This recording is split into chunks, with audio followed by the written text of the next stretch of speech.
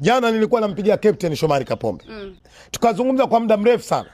Lakini moja nilomuomba Shomari Kapombe, nikamwambia aende akamwambia Ibrahim Dumbia, aende akamwambie Karesto, aende akamwambie Kevin Nation, aende akamwambie ndugu yangu Mligo kwamba mashabiki wa Simba wamemisi kwenda kuchimba dawa.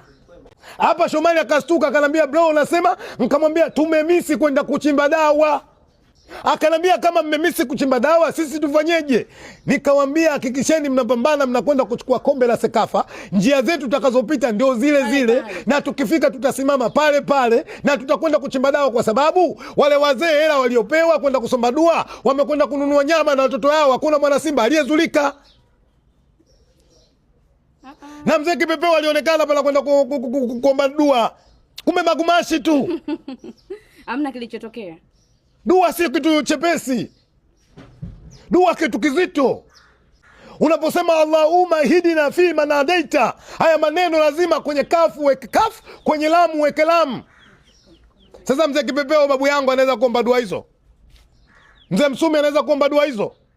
Kwa hiyo mimi naamini kambi inakwenda vizuri. Na vijana wako sawa sawa na 99.9 wamesharipoti.